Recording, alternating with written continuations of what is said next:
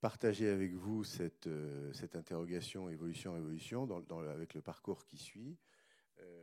Je voudrais vous dire d'abord que si on analyse l'évolution des mentalités, et c'est vrai à l'échelle de l'Europe, et c'est vrai particulièrement à l'échelle de la France, donc nous constaterons ensemble donc, ce qu'on appelle un changement de paradigme. Bon, je vais m'expliquer là-dessus. Ce changement de paradigme, il aboutit à un élément que je juge décisif, qui est ce que j'appelle le triomphe de l'intensité. Donc ça, je vous dévoile le livre que je suis en train d'écrire. Donc vous allez avoir la primeur. On inaugure ces lieux et on inaugure un bouquin. 2 accélérateurs, vous avez évoqué donc la question du Covid. Un rapport à l'emploi qui mute, donc voilà. Et 5, les incidences sur le genre des organisations. Donc ça, c'est le parcours qu'on a en tête. Donc, on va partir du fond du cours avec le changement de paradigme, parce que si on se contente de balancer les statistiques, on n'a pas les explications. Donc, on va se mettre dans la profondeur du temps. Pas tant que ça, mais un peu quand même, pour ensuite donc comprendre ce qui se passe sous nos yeux ou ce qui s'est passé dans les 40 dernières années, quoi. Alors, premier point, donc le changement de paradigme. Alors, quand on dit évolution, révolution, en fait, la question qu'on pose, c'est sommes-nous face à une disruption ? Alors, vous savez ce que c'est qu'une disruption, hein ? C'est un changement qui est tellement radical que aucune des institutions qui sont les nôtres ne peuvent le gérer. Ni les institutions politiques, ni les institutions sociales, ni les institutions universitaires, ni les institutions morales. Ah bon, autrement dit, on peut dire que quand un changement n'est pas intégrable en quelque sorte dans les dispositifs du moment, il s'agit d'une disruption. Et la disruption se reconnaît au fait qu'on ne sait pas faire, au fait que ce n'est pas en reconduisant les anciens dispositifs qu'on va pouvoir donc gérer ce changement. Donc, évolution et disruption. Évolution, si les changements sont gérables dans le champ politique tel qu'il se déploie aujourd'hui, champ social, etc. Disruption, si ça va demander, au fond, de la créativité. Bon. Si on cherche à voir donc, ce qui caractérise ce changement de paradigme, eh bien, il est lié à notre rapport au temps. Je crois que c'est vraiment le fait marquant des 70 dernières années. C'est que notre rapport au temps a été complètement modifié, complètement bouleversé. Et ce rapport au temps, qui était commandé par la durée, il est maintenant commandé par l'intensité. Autrement dit, nous sommes passés du paradigme de la durée au paradigme de l'intensité. Derrière durée, vous mettez stabilité, vous mettez fidélité. Paradigme de la durée, paradigme de la stabilité, paradigme de la fidélité. Et là, nous sommes entrés, peut-être un peu violemment d'ailleurs, dans le paradigme de l'intensité. Déjà, intuitivement, vous comprenez bien qu'on ne va pas pouvoir mener les institutions sociales, politiques, économiques de la même manière lorsque le paradigme triomphant, c'est le paradigme de la durée, et lorsque le paradigme triomphant, c'est celui de l'intensité. Vous ne pilotez pas de la même manière un club de foot, vous ne pilotez pas de la même manière une compagnie d'assurance, vous ne pilotez pas de la même manière une banque ou une coopérative. Mais vous ne pilotez pas non plus de la même manière une exploitation agricole. Parce que si nous avons raison, et je pense que nous avons raison dans cette analyse du passage de la durée à l'intensité, ça veut dire que les mentalités vont se rapporter au travail selon ce critère de l'intensité plutôt que selon ce critère la durée. Alors, pour vous en donner une petite idée, il serait peut-être intéressant de faire une photographie ou un petit focus sur génération baby boomer, génération X, et puis les millennials. Vous savez que c'est la tarte à la crème des consultants de dire voilà, génération, etc. Mais enfin, ils parlent de ce qu'ils ne connaissent pas, et souvent. Et en fait, qu'est-ce qui caractérise donc la génération X, celle qui est globalement née dans les années 60? C'est que son modèle, c'est ordre et progrès. Ce que cherche cette génération, c'est le progrès dans la stabilité dans le progrès. Ce qui caractérise cette génération, c'est qu'elle cherche une stabilité dans l'ordre familial, dans l'ordre professionnel, dans l'ordre social et institutionnel. Et en même temps, elle pense que cette stabilité, ordre et progrès, l'ordre comme condition du progrès, elle pense que cette stabilité va lui permettre d'accéder à de nouvelles positions sociales.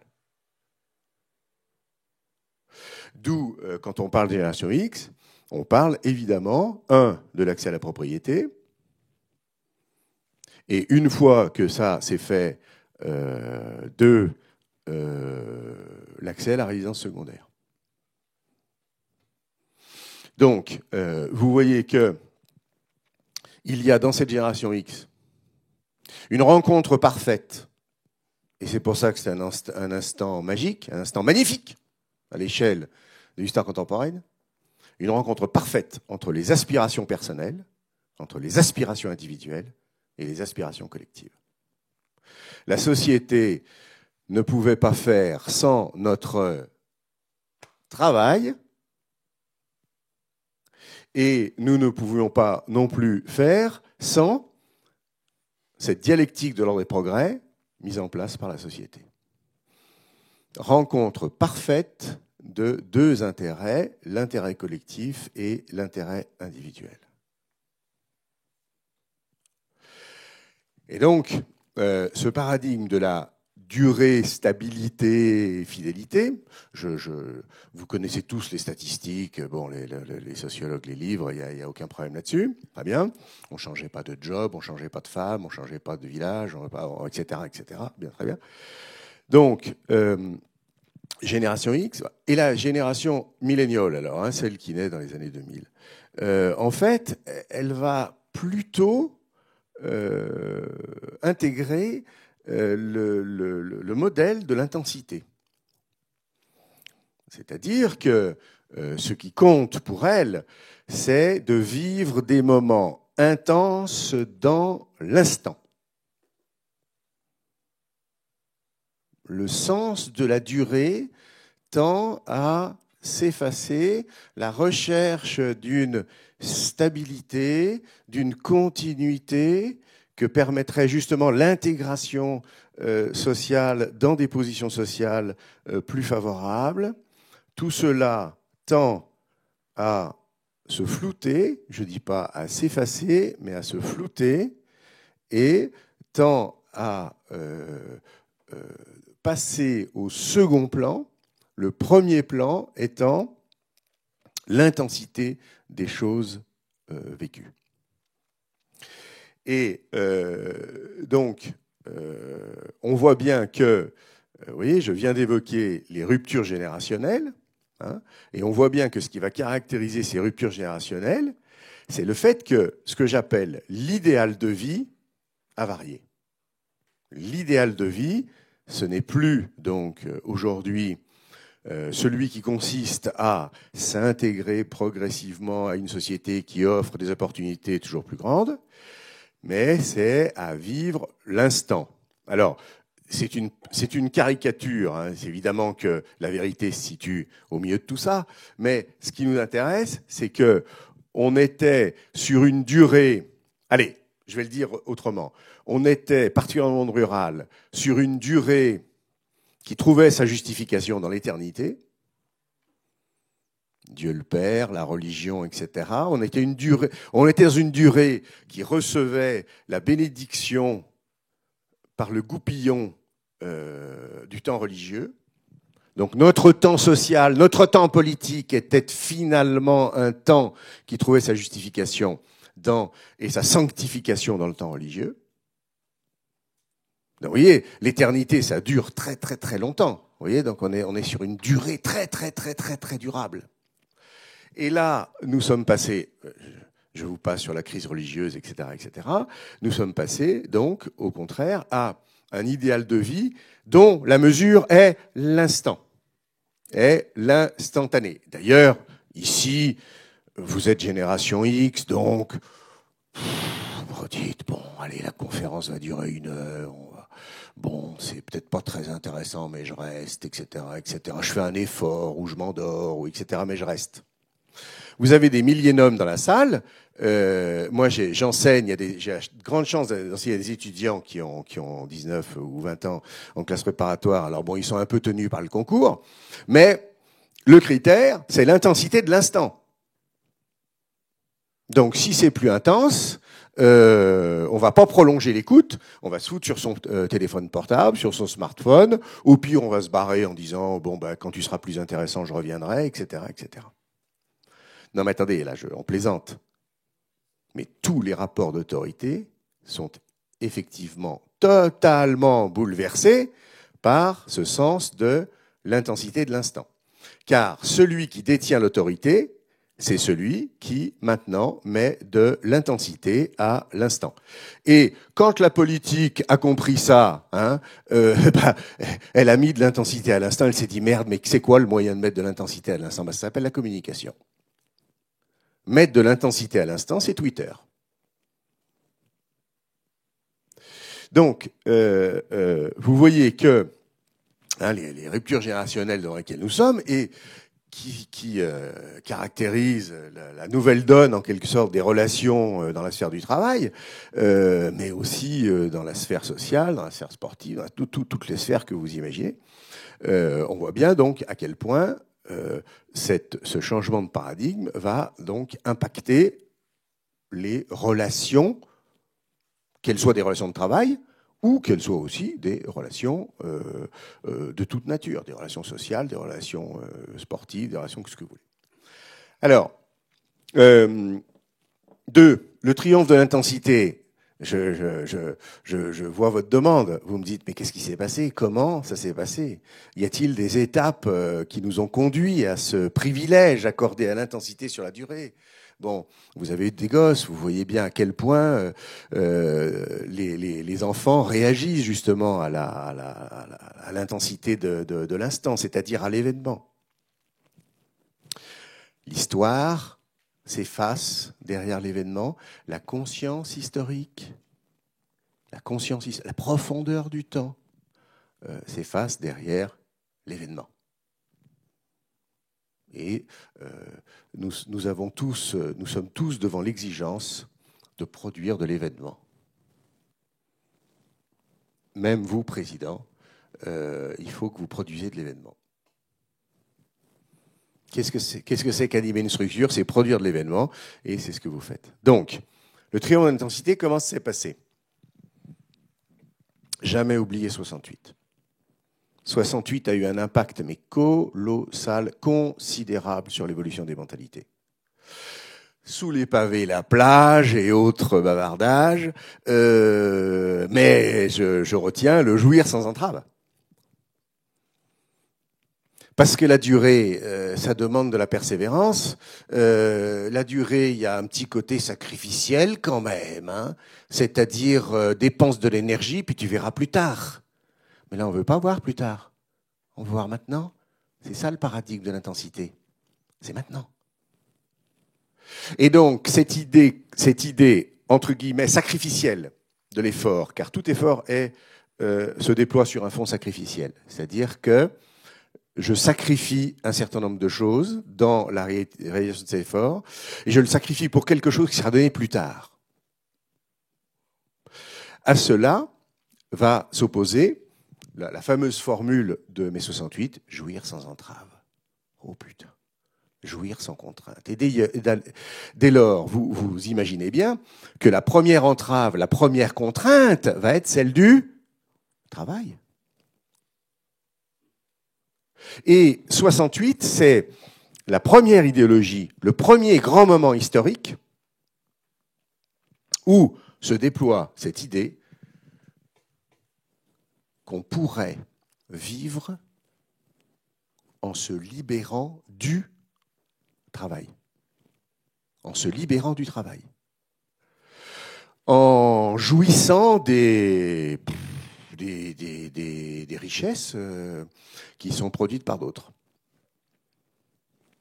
La jouissance des richesses... Non, attendez, ça c'est un point très important. La jouissance des richesses va prendre le pas sur la manière dont on produit ces richesses, sur l'ensemble des efforts, sur l'ensemble des institutions par lesquelles nous produisons ces richesses.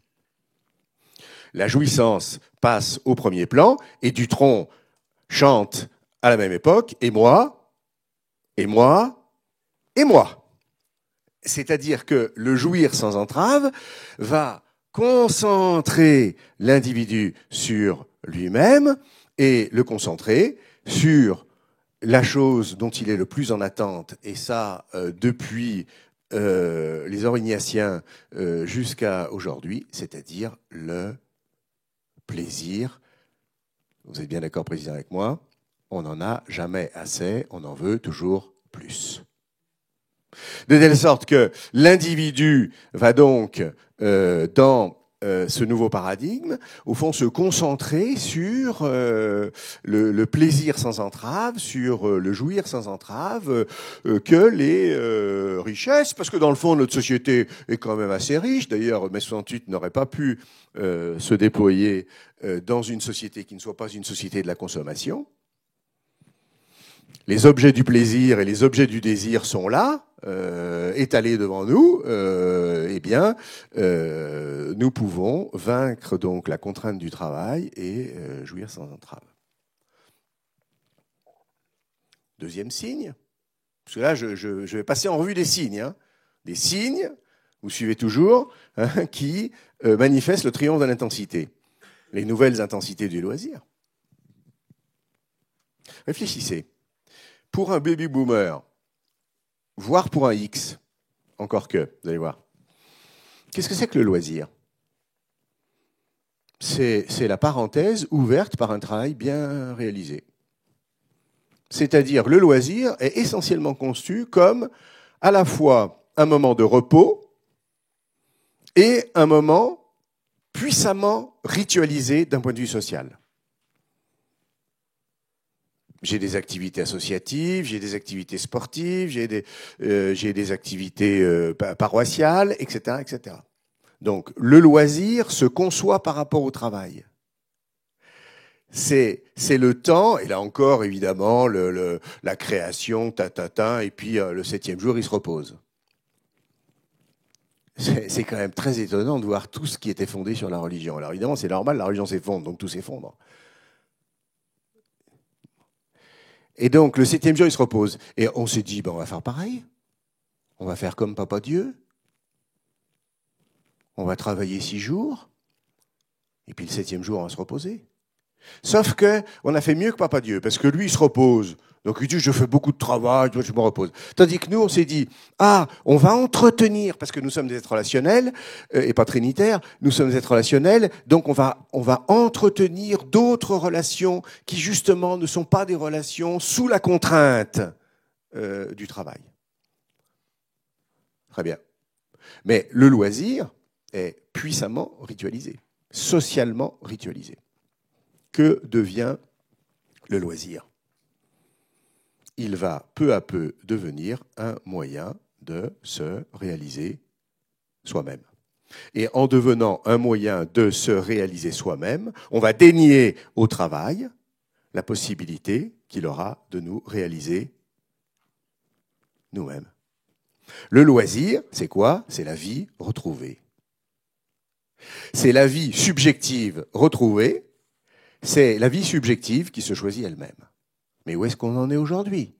Si ce n'est dans un mode de société où la vie subjective se choisit elle-même. Vous allez me dire, c'est du baratin de philosophe, votre truc, la vie subjective se choisit elle-même. Bon, on peut pas dire ça à des paysans. Bon. Mais si. Qu'est-ce que c'est que la réforme Macron de l'enseignement secondaire? Ce sont les parcours individualisés. C'est la vie subjective qui se choisit elle-même. Ça, non. Ça, peut-être, je sais pas. Ça, provisoirement. Ah oui, ça va, tu peux changer. Ah, très bien, d'accord. Voilà. Les plateformes sur lesquelles les élèves doivent faire leur choix, comme la ménagère de plus de 50 ans devant les rayons du supermarché, et avec probablement moins de discernement que la ménagère de 50 ans. Oui, moins de 50 ans. Plus, moins. Enfin. Mais elle a beaucoup plus de raisons de choisir entre ses petits pois et ses haricots. Enfin oui, mais ça fait un peu, ça fait un peu patriarcal ce que je suis en train de dire, hein. Ouais, d'accord. Donc, mais si je dis le gars, il a autant de chances de choisir, je suis pas crédible. Donc bon, bref, peu importe. Et donc, il a beaucoup plus de chances. Le consommateur, là, devant ses boîtes de petits pois, il a beaucoup plus d'objectivité dans son choix parce qu'il connaît les marques. Il dit ça c'est les coopérateurs qui font ça. Donc c'est qui le patron, voilà, les salauds. Bon, etc. Donc très bien. Il est pas dupe. Il sait de quoi il en retourne. Tandis que le gosse, il a 16 ans. On lui dit fais tes choix, mon gars. Vas-y. Il est sur la plateforme. Une espèce de géographie sans histoire, sans profondeur, sans rien. Son père, il y comprend rien, donc il dit tu te démerdes. Sa mère, elle est partie depuis 6 mois, donc il peut pas. Donc voilà, non, mais c'est une situation difficile quand même pour ce pauvre gosse. Bon, il sait pire qu'être devant des rayons au supermarché. Donc quand je dis les nouvelles intensités du loisir, quand je dis que dans le loisir, la vie subjective choisit elle-même, je ne parle pas que du loisir, je parle de la chose très sérieuse, la chose la plus sérieuse qui soit, si ce n'est l'éducation. Donc, on voit bien comment le loisir, peu à peu, s'est déplacé donc du côté de l'intensité. D'ailleurs, on le voit très bien, quand l'intensité n'est plus là, on change. Quand l'intensité n'est plus là, on passe à autre chose. Passer à autre chose, c'est devenu donc le nouveau régime, en quelque sorte, du rapport subjectif au monde. Passer à autre chose.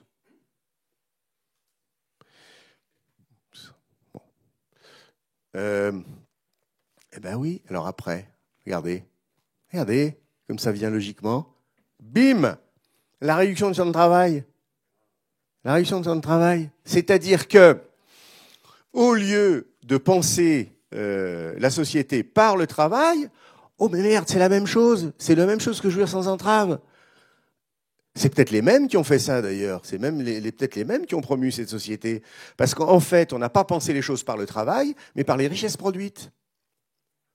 Et je connais très très bien, c'est une coreligionnaire, hein, on a passé l'agrégation ensemble, donc la conseillère de Martine Aubry qui a imaginé donc cette grande chose que sont les 35 heures.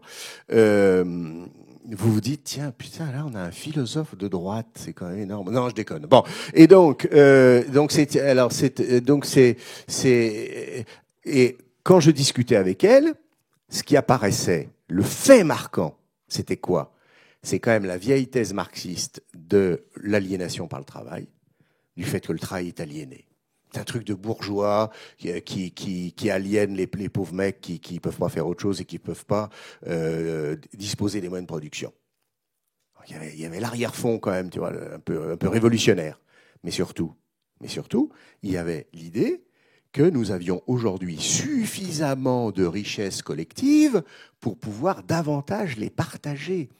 C'est-à-dire que, là encore, on ne pense pas à partir de ce qui produit la richesse, c'est-à-dire le travail. On pense à partir de la donnée de cette richesse, dont on juge quand même qu'elle est très abondante, et que, étant très abondante, eh bien, elle mérite d'être partagée. Et c'est ça, l'horizon intellectuel des 35 heures. Il ne faut vraiment pas se tromper, hein. Dominique Méda, puisque c'est elle dont il s'agit, pensait vraiment, c'est enregistré, oui, Dominique Méda pensait vraiment qu'il y aurait là une rupture civilisationnelle. Elle pensait vraiment que par les 35 heures, on allait entrer dans une nouvelle civilisation qui était une civilisation du partage. Donc la réduction du temps de travail, elle aussi s'inscrit dans le triomphe du paradigme de l'intensité. Et c'est là que on va créer le temps libre, ce ministère si étrange, si curieux, dont personne n'a véritablement compris l'objet, qui a duré d'ailleurs moins longtemps que les impôts, qui est ce ministère du temps libre. Je ne sais pas si vous avez ces trucs, là, le pauvre mec qui était interrogé comme ministre du temps libre, franchement, il était entouré d'une telle vacuité, d'un tel désert, d'un tel vide qu'on avait mal pour lui, quoi. Si tu veux parler de quoi? Enfin bon, c'est... Voilà. Bien. Chose très sérieuse qui s'ajoute donc à cela, c'est la fin du modèle familial. Alors, qu'est-ce que ça veut dire que la fin du modèle familial? Attendez, la fin, faut relativiser tout ça. Hein. La fin du modèle familial, ça veut dire que le modèle familial est entré puissamment en concurrence, en fait, avec d'autres modèles. Et quel était l'intérêt sociologique du modèle familial? Ah ben, c'est que vous rebouclez tout. C'est que le modèle familial crée une attente à l'égard de la société, ordre et progrès. Si je fais des gosses, il va bien falloir que je m'en occupe de ces gosses. Il va bien falloir que le travail me permette l'acquisition des biens qui vont lui permettre une vie convenable. De telle sorte que, dans la génération qui est la nôtre, Baby Boom X, donc natif dans les années 60. Bon, le projet familial constituait en fait un horizon dans lequel on se projetait pour se dire demain matin on en sera là, après-demain matin on en sera là. Pourquoi? Parce que ce progrès suivait la croissance des gosses. C'est aussi con que ça. Le progrès suivait la croissance des gosses. On était tributaire en quelque sorte de cette croissance. Et on savait qu'il allait falloir produire un certain nombre d'efforts. Là aussi, le complexe sacrificiel. Bon, j'ai un long chapitre sur le sacrifice parce que je pense que c'est vraiment crucial. Donc, il y a une dimension sacrificielle. On savait que les gosses, d'abord, on les avait là, dans les tripes. Donc, on pourrait pas comme ça d'un seul coup, leur dire, eh ben, vivez votre vie. Et deuxièmement, il fallait bien donc produire les exigences, satisfaire aux exigences qui allaient permettre de leur donner un avenir. Ah, d'accord, durée, avenir. Oui, d'accord, paradigme de la durée, projection dans un avenir. Bon, mais mes étudiants, je fais des sondages chaque année. Mes étudiants aujourd'hui, mais ils ne veulent plus de gosses. Ils ne veulent plus de gosses. Quand je leur demande des trucs à choix multiples, mais ça arrive en dernier. Ils s'en foutent complètement. Pourquoi? Paradigme de l'intensité, parce que ça dépend d'une rencontre. Paradigme de l'intensité, c'est pas du prévisible. C'est pas du prévisible. L'idéal social a desserré son étau. L'idéal social qui consiste à dire « Eh les petits gars, vous avez hérité d'une situation, il faudrait peut-être la transmettre aussi », cet idéal-là a disparu avec le paradigme de l'intensité. Avoir un gosse, ça dépend de quoi? Ben, ça dépend de si je rencontre une fille, si je rencontre un mec, si on se plaît bien, si. Il y a une telle conditionnalité sur tout ça que c'est pas de l'ordre du prévisible. M'emmerdez pas avec ça. Laissez-moi vivre ma vie. Non mais attendez, là ce que vous dites est très important, parce que nous, souvenez-vous, on a fait nos études en disant ben, j'aurai un métier, et comme ça je pourrais vivre avec la Jocelyne, et comme ça avec la Jocelyne j'aurai 3 gosses, et comme ça, comme mon père, j'aurai ma maison, et puis j'irai dans le cimetière. Bon, donc il y avait quand même un horizon de durée qui dépassait même d'ailleurs nos propres intérêts. Non mais même tout gosse, à 15-16 ans, on pensait déjà quand je serai papa et tout ça. Mais pour les jeunes générations, tout ça est incompréhensible. Quand je dis à mes enfants, moi depuis l'âge de 16 ans, je voulais fonder une famille, je balance une grossièreté, quoi. Il me disait, mais comme tu es bizarre, comme tu es étrange. Tu voulais, à 16 ans, tu voulais... Mais tu es débile. Ça a disparu de l'horizon mental. Il faut bien comprendre ça. Ça a disparu de l'horizon mental. Ce serait très très singulier que quelqu'un nous dise à 18 ans, ben moi je fais... Non, dans les entretiens d'ailleurs de grandes écoles de commerce, si un mec dit ça, il est pas pris, quoi. On lui dit, mais c'est pas possible. Tu es manif pour tous. Bon, bref, alors donc, la fin du modèle familial, c'est très très très important parce que en fait, ça concentre l'individu sur la gestion des opportunités. Hein. L'individu se concentre sur la gestion des opportunités. Et il ne trace pas en quelque sorte un chemin vers l'avenir qui nécessairement va produire un certain nombre d'obligations, de contraintes dans lesquelles il va être notamment bossé, quoi. Non, je vous dis ça parce que les difficultés que les organisations ont à fidéliser, là, hein, si tu fais pas cette analyse, tu comprends rien. Hein. C'est 80% des gens auxquels vous avez affaire, ils sont pas liés. Ils ne se sentent pas liés par rien. Tandis que si j'ai une femme, une compagne, etc., qui bosse elle aussi, si j'ai un gosse, etc., ben là la donne change. Il va falloir que je me crève un peu la paillasse parce que sinon je vais très vite rencontrer le mur de la réalité. Mais il n'y a plus de mur de la réalité. Si le modèle familial disparaît, ça c'était notre grand mur de la réalité, ce mur s'effondre, donc wow. Voilà. L'individu parcourt des espaces dans lesquels il saisit des opportunités. On pourrait peut-être faire des affaires ensemble. On va pas se marier, hein, mais des petites affaires. 6 mois, 8 mois. Quand on n'aura plus de plaisir, on rompra. J'ai un cours à l'ESSEC, donc d'une grande école de management. J'ai un cours de management des startups. Donc on réunit dans mon séminaire une fois par an des start-upers qui ont au moins 3 ans de vie commune.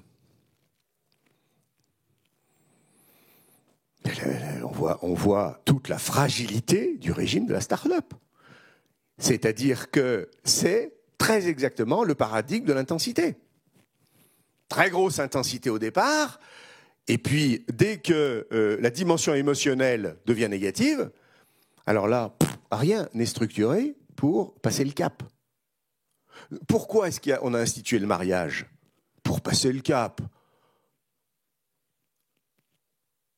Pourquoi le mariage est une institution intelligente? C'est parce qu'il permet de passer le cap. C'est-à-dire, le mariage, c'est fait pour les gens qui s'aiment plus. Et nous, mais bien sûr, et nous, on en a fait un truc pour les gens qui s'aiment. Comment ça peut marcher? Le mariage, c'est pas fait pour les gens qui s'aiment. C'est fait pour les gens qui s'aiment plus. Et pour passer le cap. Parce que socialement, il y a des enjeux qui sont, et moralement peut-être même, plus puissants que ta petite gueule à toi. C'est pour ça que c'était une institution formidable, absolument formidable. Tu passes le cap. Tu dis, oh, baba, le contrat, tu sors le contrat. Ah, tu dis là, Jocelyne, tu dis plus rien. Hein, regarde, c'est marqué là. C'est le contrat. Bon, c'est énorme. Bon, donc, c'est pour ça que dans mes startups, les jeunes, ils contractualisent rien. Je leur dis, mais montrez-moi montrez-moi la charte, etc. Ah, pas de charte. Qu'est-ce que c'est que ce truc? Non, pourquoi? Pourquoi? Parce qu'il n'y a pas à durer. Il n'y a pas à durer. Ce qui commande la durée, c'est l'intensité ajoutée. C'est l'intensité qui s'ajoute. Si on a à s'inscrire dans la durée, c'est qu'on a perdu l'intensité qui s'ajoute, mieux vaut se quitter. Et c'est ce qu'ils font. Bon, alors, ça c'est un point sur lequel... Et puis, bon, évidemment, le dernier point, c'est l'empire des potes, bien sûr, touche pas à tout ça. C'est l'empire des potes, c'est-à-dire que le citoyen tend à, là encore, à se brouiller un peu et il disparaît derrière les potes. C'est-à-dire que la relation la plus intense, c'est la relation d'amitié, c'est la relation du camarade, de camaraderie, etc. Voilà, on cherche l'intensité. Bon, je pense que vous avez compris. Alors là, donc on a dressé donc les caractéristiques ou les critères du triomphe de l'intensité. En fait, il y a eu deux accélérateurs. Tac. Le premier, inattendu, vous l'avez évoqué, c'est la Covid. Covid qui, à mon sens, entretient un élément commun avec le chômage de masse. C'est pour ça que le chômage de masse est devenu un événement social. Tous touchés, tous fragiles. Vous savez quelle est la définition du chômage de masse? Le chômage devient un chômage de masse à partir du moment où toutes les générations, à partir du moment où tous les milieux sociaux sont touchés par le chômage. C'est ça. C'est la définition du fait social. C'est Durkheim qui nous donne un fait social. C'est un fait qui touche à la fois toutes les générations et tous les milieux. Et le chômage, bon, on en parlait de loin, et puis quand ça a commencé à toucher les cadres, là on s'est dit, oh merde, c'est pas la même histoire là. Et donc, la Covid et le chômage de masse, tous touchés, tous fragiles. Et donc, qu'est-ce que ça produit comme mentalité, comme révolution mentale? Ça a produit la chose suivante, c'est qu'à la recherche de nouveaux équilibres entre public et privé, quoi, très clairement. Je porte là-dessus un regard de philosophe, pas de sociologue ou de statisticien, etc.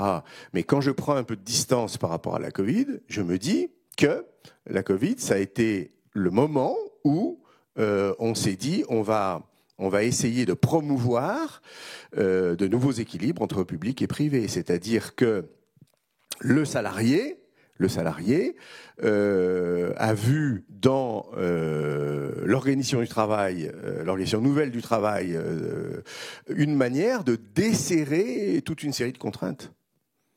C'est de la blague le reste. Il y a des mecs qui disent on est bien content de retourner en entreprise, tout ça, mais non, mais oui.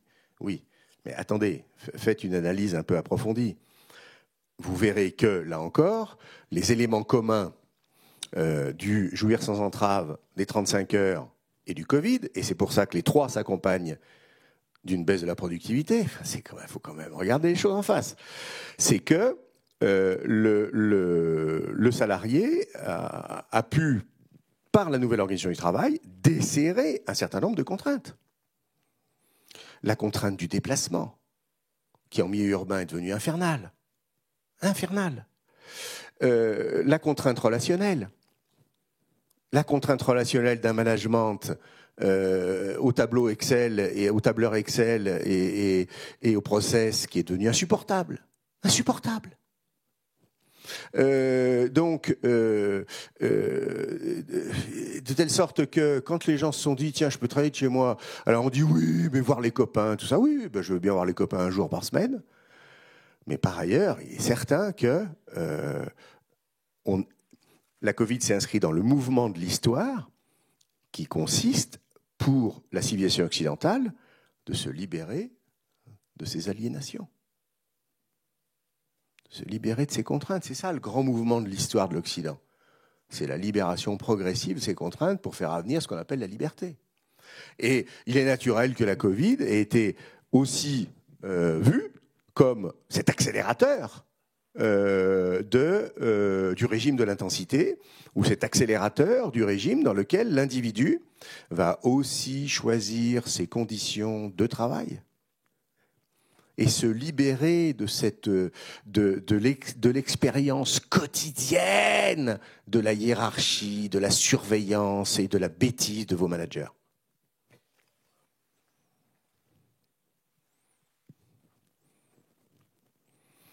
Parce que je pense qu'il faut être vraiment un salarié pour comprendre ce que ça peut vouloir dire qu'être assujetti tous les jours à la connerie d'un manager. Et donc, je n'ai pas fait des statistiques pour savoir quel était le niveau de connerie des managers, mais il n'empêche que je conçois aisément que quelqu'un qui goûte à une organisation dans laquelle se dessert la contrainte journalière de la connerie du chef, je ne vois pas comment ce truc-là ne peut pas rencontrer l'intérêt de celui qui le vit. Bon, bref. Nous en discuterons. Attendu. Ouh là là. Alors là, attendu. Il y avait un accélérateur attendu. C'est le triomphe de la conscience écologique. Vous allez me dire, mais c'est quoi le rapport ? Eh bien, le rapport, c'est que le triomphe de la conscience écologique fait entrer la sphère du travail dans le domaine de la mauvaise conscience. Pourquoi? Mais parce que le travail était jusque-là intimement lié au progrès. Et au progrès, j'ai mis un petit P pour mettre un grand P. Le travail, c'est l'activité de transformation de la nature. Vous en savez quelque chose. C'est la définition des philosophes. Qu'est-ce que c'est que travailler?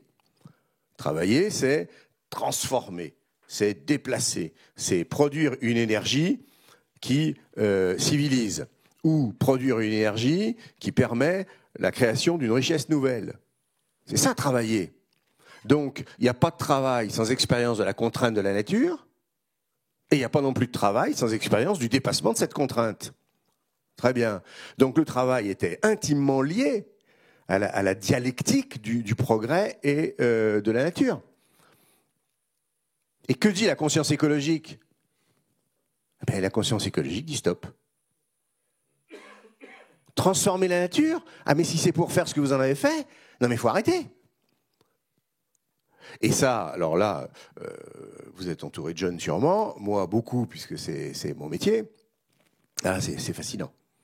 C'est fascinant de voir à quel point, en 3, 4 ans, 4, 5 ans, la conscience écologique est entrée dans tous les esprits comme le modèle sans discussion. Les philosophes disent que... Les philosophes sont des mecs un peu contradictoires. Ils disent qu'on peut discuter de tout, bon, très bien, il faut porter l'interrogation partout, mais en même temps, ils disent, ah ouais, mais ce qui caractérise une époque, c'est qu'il y a une série d'évidences qui sont jamais remises en cause. La caractéristique d'une époque, c'est qu'elle ne porte pas l'interrogation sur un certain nombre de principes. La conscience écologique a succédé. Quelle était l'idée évidente qui a précédé? Tiens, je fais le prof, là. Hein. Président? Non, bon, pardon, la salle, alors, la salle, d'accord. Eh bien, les droits de l'homme, bien sûr. Vous avez vu, on n'entend plus parler. On n'entend plus parler. C'est-à-dire que la conscience écologique a remplacé dans la mentalité occidentale l'évidence, la puissante évidence des droits de l'homme. Alors, il y a 10 ans, vous parliez à un élève, ah, les droits de l'homme, ah bon, les droits de l'homme, et les droits de l'homme et des citoyens, etc., etc. Là, le pauvre citoyen, le pauvre homme, ses droits, ah ben même, c'est le contraire même, puisqu'ils ont disparu sous les droits de la nature. Donc là, on vit une révolution parfaite. Parfaitement intéressante, c'est absolument génial. Mais on voit bien à quelle vitesse, en quelque sorte, les évidences qui définissent une mentalité se périment et se remplacent. Tac. Bon. Donc, d'où mon deuxième point, prendre soin. Que nous dit la conscience écologique? Elle dit, prends soin. Elle dit, mais arrête de transformer la nature, tu la fracasses. En la transformant, tu la fracasses. Donc arrête, fais pas ça. Prends soin. Et deuxième chose imposée par la conscience écologique, le souci du bénéfice global. C'est-à-dire, quel est le bénéfice global de ton activité? Mais nous, on s'intéressait simplement à l'utilité de notre activité. Et là, au-delà de l'utilité, on nous demande d'en mesurer le bénéfice global. Et le critère de la finalité d'un travail, vous me suivez, hein, le critère de la vertu d'un travail, il va résider maintenant dans sa participation au bénéfice global. D'où j'arrive à mon quatrième et cinquième point qui vont considérer directement donc, la question des organisations. Donc tout ça, c'est le fond social et intellectuel qui nous explique les grandes mutations que le président a rappelées tout à l'heure. Donc on va pouvoir aller plus vite. Premier point, taux de rotation. Il a été multiplié par 5, je ne donne pas beaucoup de statistiques parce que c'est couillon, mais il a été multiplié par 5 en 30 ans, le taux de rotation. J'interviens pour une grosse affaire de logiciel qui s'appelle Soprasteria, qui est un très gros acteur, un leader européen. Donc, et en fait, le turnover, le taux de rotation d'une affaire comme Soprasteria, c'est 25%. Et donc, on travaille justement sur les processus qui viseraient à régler ce problème. Parce qu'en fait, le gros problème dans une affaire de haute technologie, c'est la transmission du savoir. Et donc, un taux de rotation très élevé fait qu'il faut à chaque fois, en quelque sorte, repartir à zéro, enfin, révolution justement. On revient au point de départ. Donc, le taux de rotation, ça vous savez. Deuxièmement, utilité et sens. Le président en a parlé très bien tout à l'heure. Il y a une requête de sens. Il y a une requête de sens. C'est-à-dire qu'un travail ne peut pas seulement être utile. Ah, mais je répare des vélos. Ah bon, non. Ah, mais non, mais ça a un sens. Ah bon, pourquoi ? Ah bon, non, mais moi je me suis jamais demandé si ça avait un sens. Je me pensais que le sens était tout entier dans l'utilité. Ça, c'est l'ancien paradigme. Le sens est dans l'utilité. Si c'est utile, ça a un sens. Aujourd'hui, pas du tout. Ça peut être utile sans avoir de sens. Donc si tu répares des vélos, tu fais du bien à la planète, le bénéfice global est bon, ça a du sens. Et de fait, donc, quand j'interroge mes étudiants, avoir des gosses, ça vient en 14e position, mais avoir un travail qui a du sens, ça vient en première position. Et entendez bien sens par bénéfice global, c'est-à-dire accord entre mes valeurs, entre mes intentions et les valeurs de l'entreprise. Donc, il s'agit plus seulement pour un travail dans l'utilité, il faut que ça corresponde à un sens, mais un sens vécu, un sens qui n'est pas un sens sacrificiel. Vous m'avez compris, hein, vous rapportez tous les points précédents à ça. Le sens, il faut qu'il soit vécu, il faut qu'il soit éprouvé. Passe de l'utilité à un sens éprouvé. Récit-épreuve. Alors, qu'est-ce que ça veut dire récit-épreuve ? Ça veut dire que comment l'organisation témoigne-t-elle de ce sens ? Elle convoque ses marketeurs et ses responsables en communication. Et elle leur dit, Gérard, tu vas me produire un bon récit. C'est comme ça qu'ont fait les entreprises au départ. Ils ont dit, mais qu'est-ce que c'est que ces oiseaux là qui nous demandent du sens, etc. Bon, bref, tout le monde en demande. Hein, c'est l'apparition d'ailleurs de la gouvernance du gouvernement d'entreprise, des fameuses parties prenantes, etc. Donc très bien. Donc Gérard, tu as une semaine pour me produire le bon récit. Nous sommes passés du paradigme du récit au paradigme de la preuve. C'est-à-dire que le récit ne suffit pas. Le récit ne suffit plus. La communication doit passer par la preuve. Et par la contre-preuve, pour ainsi dire. C'est-à-dire que toutes les entreprises tremblent devant la publication de la contre-preuve ou de la contre-épreuve. Bon. Ce qui demande une vigilance constante parce que faut pas faire la connerie qui va balancer la contre-preuve. Bon. Ça, c'est un point quand même très très important. Et ça, incompréhensible sans les réseaux. Ce qui nous avait passé de l'ère du récit, qui est l'ère des marketeurs, au règne de la preuve, qui est l'ère des digital, c'est justement les réseaux sociaux. C'est le fait que les communications sont instantanées. On revient à l'intensité. Les communications sont instantanées dans les réseaux sociaux. Donc, une organisation ne peut pas seulement déclarer en quelque sorte le bénéfice global de son activité, il faut qu'elle ne cesse donc d'en produire la preuve. Quatrièmement, efficience et efficacité, c'est-à-dire que là encore, l'efficacité, c'est la capacité qu'elle a de produire avec une grande économie de moyens les effets qu'elle produit. Et là, c'est l'efficience. C'est pas tout à fait pareil. C'est pas tout à fait pareil que l'efficacité. L'efficience, c'est là encore l'efficacité globale. C'est la capacité qu'a l'organisation de montrer qu'elle utilise de bons moyens pour de bonnes fins. L'efficacité, c'était un peu Machiavel. La fin justifie les moyens. Et il faut se le dire, les organisations sociales, politiques, économiques, agricoles, ont su largement intégrer cette leçon de Machiavel. La fin justifie les moyens. Il y avait quelque chose d'un peu redoutable là-dedans. Hein. Eh ben non, maintenant on est passé au régime de l'efficience. Et dans le régime de l'efficience, c'est des bons moyens pour de bonnes fins. C'est pas la fin justifie les moyens, c'est de bons moyens pour... ça devient compliqué. Hein.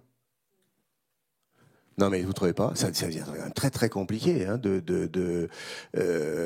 d'exercer des responsabilités ou même de vouloir faire quelque chose.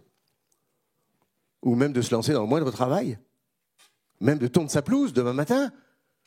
Tu tonds ta pelouse, bénéfice global, récit, preuve et tout ça, t'as le voisin qui te tombe. Hein, la vie va devenir compliquée quand même. Hein. Bon, il va falloir se cacher, alors peut-être, je ne sais pas, pour vivre heureux. Ouais. C'est Pompidou, vous savez, qui disait en les années 70, de toute manière, bon, dans le monde tel qu'il va, l'homme le plus heureux, ce sera le gentleman farmer, réfugié sur les hauts plateaux de l'Ardèche et vivant comme un prince à l'écart. Ah ben monsieur, ah ben nous l'avons. Ah ben non de Dieu. Je ne savais pas, hein. Franchement, bravo.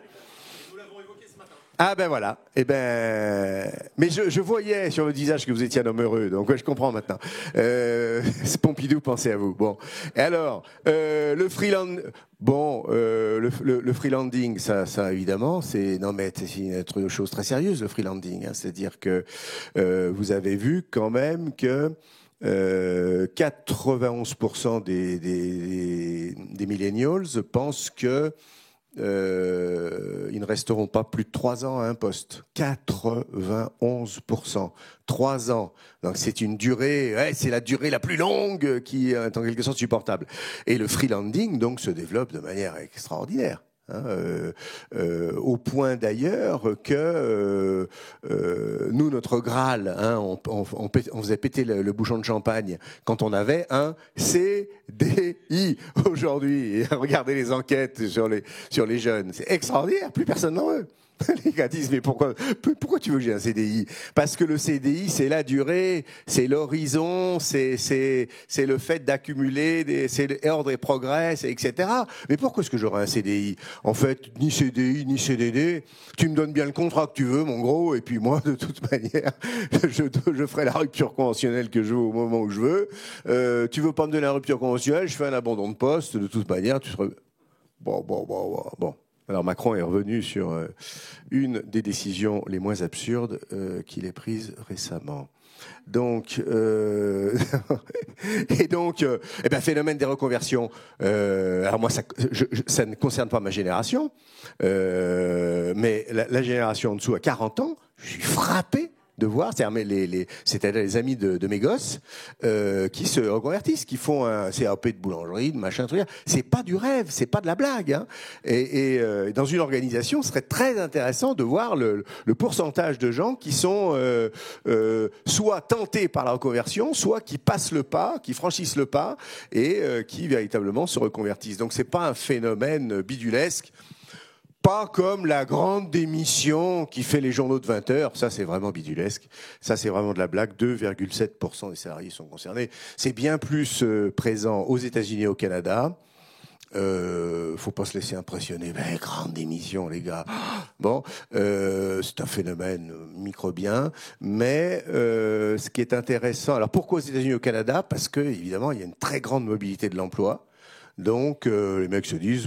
Voilà, hop, ils partent 6 mois, ils font autre chose, et puis après ils retrouvent un job, etc. Parce que la grande démission, c'est ça, c'est que les mecs ne démissionnent pas en fait de l'emploi ou du travail, mais temporairement, ils mettent le truc en off et ils vont faire du surf à Osgore, etc. ou se balader dans les Rocheuses, etc. Puis après ils reviennent. Mais c'est normal, puisque en fait la rémunération qui leur est attribuée ne doit servir qu'à leur permettre de vivre pendant les 15 jours qui viennent.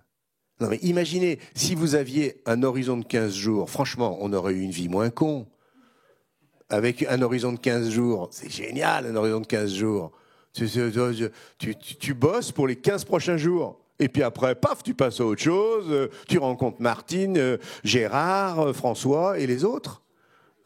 et Jocelyne. Donc voilà. Bon, donc ce qui est frappant, c'est que ça concerne aussi les hauts diplômés.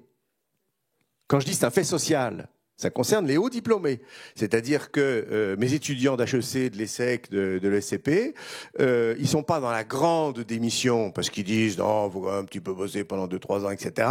Mais la fameuse année sabbatique, c'est-à-dire la manière d'envoyer tout valdinguer en disant je fais autre chose, ça c'est dans leur espace mental.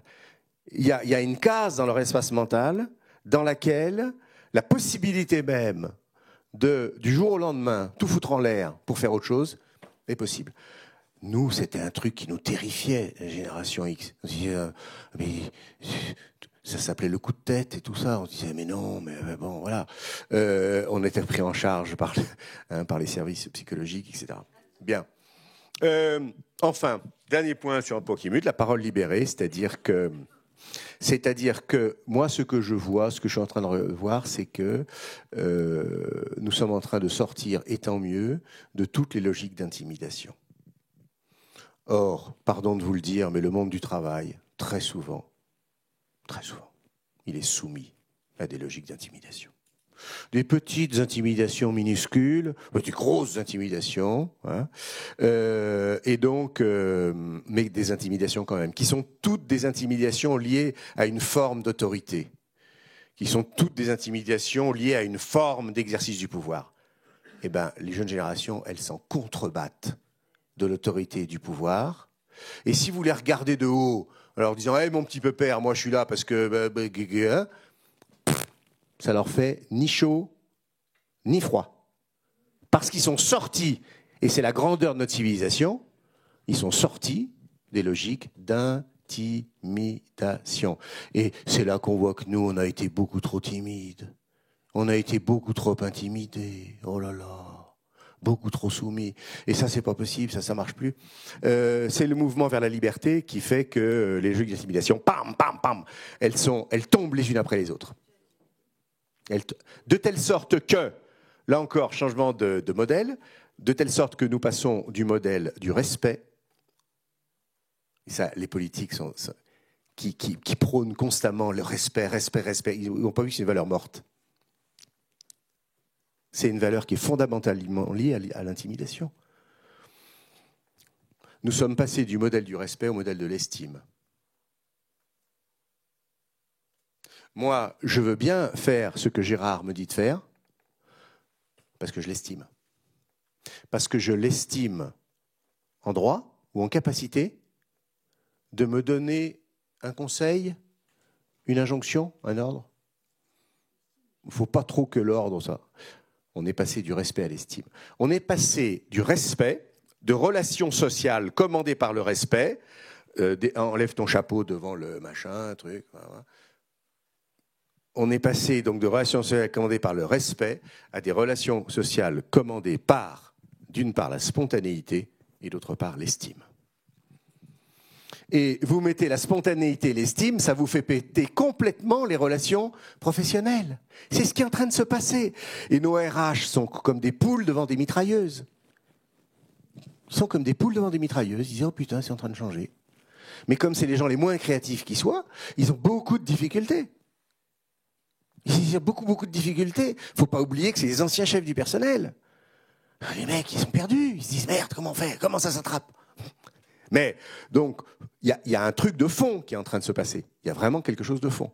Le gars qui pilote des organisations sans se dire que le paradigme du respect est fini, fin de l'autoroute, et qu'on entre dans la spontanéité et dans l'estime, mais le mec, il n'est pas à sa place. Il faut le virer. C'est plus possible. Je ne sais pas si vous avez à recruter des RH, mais enfin bon, toujours un moment compliqué. Donc, cinquièmement, les incidences sur le management des organisations. Et j'ai terminé par là. Je suis trop long, non ? Je ne sais pas, c'est quelle heure ? Bon.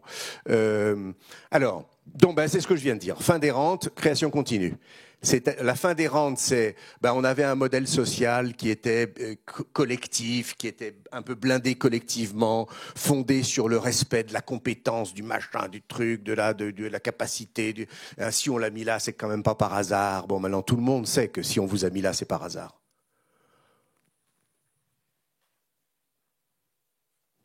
Tout le monde s'est rendu compte de l'imposture. Président de Groupama, c'est une imposture. Tout le monde le sait maintenant. Non, mais sans déconner, tout le monde le sait. Tout le monde sait le hasard, le mélange de hasard et d'imposture qu'il y a dans les positions de pouvoir. Tout le monde, on est déniaisé, on le sait, on le sait. On sait tout ça. Ici, on est devenu trop critique, trop intelligent, trop vif. Faire croire à un gosse qu'un type est arrivé là par sa nature propre, c'est de la blague, tu pourrais même pas justifier ça. Donc, fin des rentes, la rente sociale, en quelque sorte, elle est éteinte. Création continue, c'est merveilleux. Il faut créer continuellement les conditions pour que les choses restent possibles. Mais c'est magnifique, il faut créer continuellement. Et franchement, là, je suis extrêmement sérieux. Moi, on l'a vécu comme enseignant, mais on l'a vécu, mais on s'est pris le mur du réel. Moi, je me souviendrai encore quand, il y a 6 ans, j'entre en cours, premier cours de classe préparatoire, tu vois, bon, donc j'ai dit, attendez, je suis pas un clown, hein, c'est moi le professeur de classe préparatoire, etc., bon, hein, donc vous allez me... Très bien, il y en a 2 qui suivent, vous allez me respecter, bon, vous allez me respecter, et il y a un gars qui lève la main et qui me dit, monsieur, est-ce qu'on pourrait connaître la méthodologie qui est la vôtre ? Petit merdeux, tu veux connaître la méthodologie qui est la mienne ? Mais je t'emmerde, c'est moi qui commande ici. Et bien voilà. Il y a 6 ans, j'ai pris le mur du réel dans la figure. Et ça veut dire quoi ? Ça veut dire création continue. Si vous ne créez pas avec vos étudiants continuellement, si vous n'êtes pas un RH créatif et actif, si vous ne créez pas continuellement les conditions qui rendent possible le cours, eh bien il n'est plus possible. Alors, c'est autre chose qu'un cours, c'est n'importe quoi, c'est autre chose, c'est un truc. Mais pour véritablement, si votre objectif, par exemple, c'est mon objectif, c'est de transmettre la puissance des 2 premières phrases du discours de la méthode. La chose au moins la mieux partagée, le bon sens, etc. Si c'est ça mon objectif, si c'est d'essayer de rencontrer les consciences de mes élèves pour leur faire goûter le génie de ce truc-là. Si c'est ça, eh ben, il faut que je réactive constamment les conditions de possibilité de cet événement. De cet événement, je vous ai dit, un événement. Hein. Mais il y a 30 ans, un prof de prépa, il entrait avec la même veste toute l'année, la même cravate, il entrait, il regardait pas les sujets, asseyez-vous, hein, et puis il avait ses notes qui dataient aussi de 30 ans, et puis il faisait comme ça, voilà, et ça sonnait, et il s'en allait, et il avait fait ça dans un silence absolu. Mais on voit bien ce que ça signifie quand même. C'est à la fois très excitant, et en même temps, on conçoit que ce soit très difficile aussi. C'est très, très, très difficile de faire adhérer à un moment donné un groupe, et puis il faut avoir l'œil, il faut tac, celui qui est en train de vous mettre de l'intensité, mais à revers de votre intensité à vous, il faut immédiatement entrer dans une relation directe avec lui pour comprendre que... Voilà, bon. On voit bien que fin des rentes, création continue, c'est voilà. Autre catégorie professionnelle qui a subi ça de plein de fouet en faisant des dépressions à gogo, c'est les médecins. Parce que les médecins, ils vivaient dans le régime du respect. Docteur. D'ailleurs, vous rentrez dans un cabinet médical, un président vous dit docteur. Bonjour docteur. Ah ben putain, là vous êtes dans le respect là. C'est-à-dire vous vous dites ce mec-là. S'il sait ce qu'il sait, c'est que moi je sais pas ce qu'il sait, donc il est mieux que moi, quoi. Il mérite sa position de pouvoir. Et donc les mecs, jusqu'au jour où les gars sont arrivés dans les cabinets en disant « Hé docteur, j'ai vu sur Doctissimo que y en a d'autres qui opéraient pas comme vous. » Oh putain. Là, on voit bien à quel point l'autorité doit se recomposer, doit se refaire sur d'autres bases. Puisqu'il n'y a plus d'intimidation. Et que c'est une grandeur. Sauf qu'il faut que cette grandeur, elle soit gérable socialement, quoi. C'est tout le problème. On a une société absolument passionnante, mais il faut qu'on ait les ressources collectives pour pouvoir embrasser cette richesse et en faire quelque chose, quoi. Bon. Alors, donc ensuite. Bon ben bon voilà, c'est un truc classique, pardon de l'évoquer, mais du marché de l'employeur-employeur au marché du travail-candidat, bon voilà, ça c'est le grand truc qui anime aujourd'hui les RH. C'est comment on fait pour passer d'un marché de l'emploi-employeur à un marché du travail-candidat. Voilà. Ça va pas de soi. Je travaille avec certains petits groupes là-dessus. On voit que ça exige la transformation des processus, la transformation des entretiens, des critères d'entretien. Ce que je vous raconte là, ça a fait vieillir beaucoup de choses très vite, quoi. Donc il faut se. Alors évidemment, mettre de l'intensité, ça vous l'attendiez forcément. Hein. C'est-à-dire qu'est-ce que c'est que piloter une organisation ? Ben c'est mettre de l'intensité, c'est faire qu'il y ait de l'intensité à tous les étages. Voilà, parce que le défaut d'intensité, c'est le défaut de raison. Le défaut d'intensité, c'est le défaut de justification. C'est-à-dire le critère de la justification est devenu l'intensité. Donc, si tu n'as plus d'intensité, ben, tu n'as plus de justification, ou du moins la justification n'est pas sentie, elle n'est pas vue, elle n'est pas vécue. Et donc, voilà. Donc, nous sommes tous, moi, professeur, vous, responsable, on est tous devant cette exigence de mettre de l'intensité. Comment le manager ou comment le management se réforme-t-il ? Alors on a évoqué le cabinet Kairos qui s'occupe de ça en fait uniquement. C'est un cabinet qui est dédié aux relations de coopération, c'est-à-dire qui analyse les conditions de la coopération au sein des organisations. Alors c'est ce qui me permet évidemment de faire ma petite blague quand j'interviens pour des coopératives agricoles. Je dis j'ai vu beaucoup d'organisations dans ma vie, mais c'est souvent les coopératives où il y a le moins de coopération.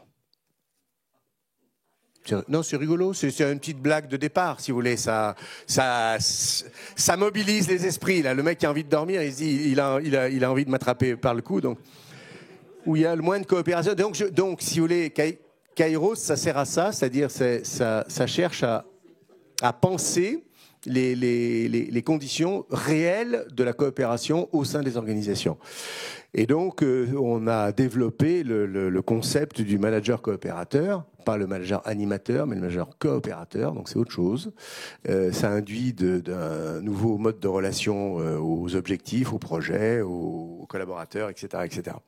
Mais on voit bien, vous voyez, que coopérer, simplement, juste une remarque, coopérer, eh ben, ça indique et ça porte en soi une forme d'égalité. Coopérer, hein, on fait pas la même chose, mais on le fait, pour ainsi dire, au même niveau. Hein, c'est-à-dire au même niveau d'importance. La coopération, c'est la participation à une œuvre commune, œuvre dans laquelle nous sommes un des maillons indispensables, la coopération. Et donc, ce qui nous a intéressé dans le phénomène de la coopération, c'est cette idée d'égalité, justement, dans la mesure où demain matin, ce que je vous ai dit sur les positions de pouvoir, ça va s'aggraver, quoi. Donc, on a cherché un mode de relation qui puisse à la fois faire vivre l'égalité, et en même temps, reconnaître la diversité des tâches et donc que l'égalité ne soit pas un égalitarisme, hein, que l'égalité ne soit pas une manière de faire croire à chacun qu'il a le même pouvoir d'orienter ou de décider. C'est ce qui est très compliqué. Voilà, la recommandation que nous on fait à Kairos, c'est l'ubérisation des fonctions strictement exécutives. C'est-à-dire qu'il faut les ubériser, il faut pas les salarier, il faut plus les salariés. Enfin bon, ça c'est de la cuisine, donc voilà, c'est peut-être pas très intéressant. Et puis évidemment, le dernier point, c'est que les organisations, elles devraient ressembler à des communautés choisies, parce que on dit l'individualisme, hein, concentre l'individu sur lui-même, mais c'est pas ce qu'on voit, c'est pas du tout ce qu'on constate. Nous sommes entrés dans une époque, dans une ère de l'individualisme où, au contraire, l'individu se veut en réseau. L'individu se veut en réseau. C'est un être fondamentalement relationnel. il se veut en réseau, il se veut en relation. Et donc, la seule différence, c'est que la communauté qui était cette chose qui lui était socialement imposée, dont il faisait partie, qui pesait sur lui comme un destin, il la veut maintenant choisie. C'est le triomphe de la liberté. Il la veut choisie, cette communauté. Il veut la choisir, la communauté. Et il veut la choisir pour un moment intense. Il ne dit pas que cette communauté, il va la choisir pour toujours. Il la choisit pour une certaine intensité. Et si cette intensité disparaît, si elle faiblit, libre à lui, pour ainsi dire, de s'en dégager. Donc, je pense que toutes les organisations, mais les vôtres aussi, et toutes, elles ont en quelque sorte à se reconfigurer sous le critère, sous le modèle en quelque sorte de la communauté choisie.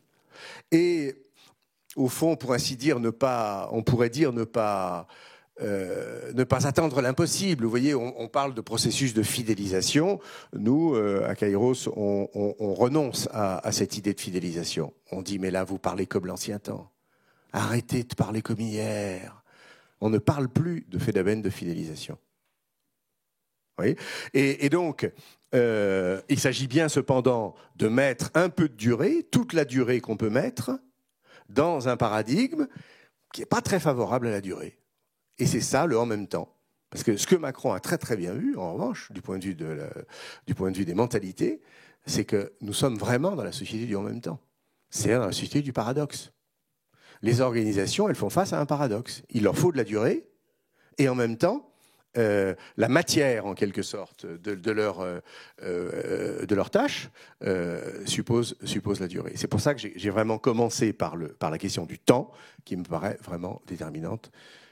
Cher Président, merci de votre invitation.